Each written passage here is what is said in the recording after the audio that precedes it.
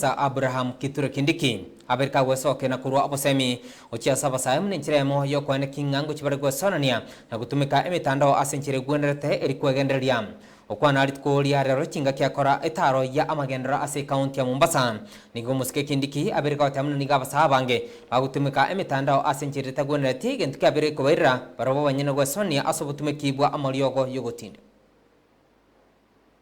are us, myself and these political leaders here, and of course maybe our brother. The rest of you are young people. Leadership and nation building is a very temporary and short-term activity. There is very little that those of us who have reached where God has put us now have left.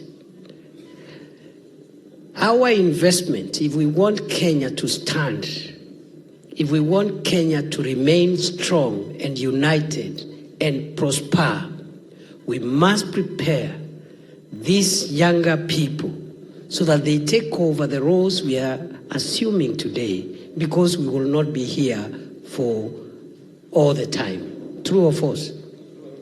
Sisi hatutakuwa hapa milele. Kuna wengine wamekuwa katika nafasi hizi, muda wao umekwisha, wamestaafu, wametoka katika nafasi hizi. So we have a duty as government, as leaders, as parents to make sure that the things we want these young people to do, we facilitate them, empower them, mentor them, and make it possible for them to realize their dreams. And therefore, as I stand here, I'm a very proud Kenyan, I'm a very proud parent.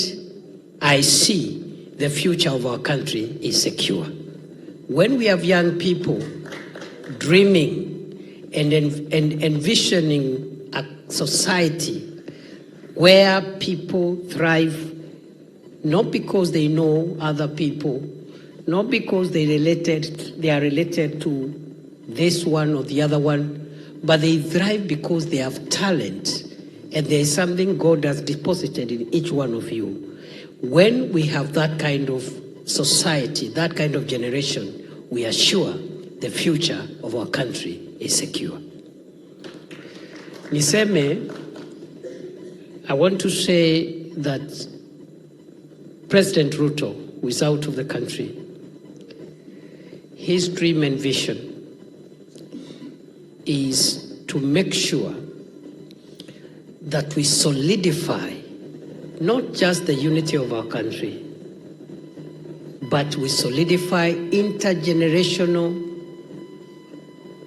capacity and solidarity support to ensure that tomorrow other younger Kenyans can take over leadership and the roles that those who are here today are playing. That is why I want to explain two things about the unity of our country and how we should stay together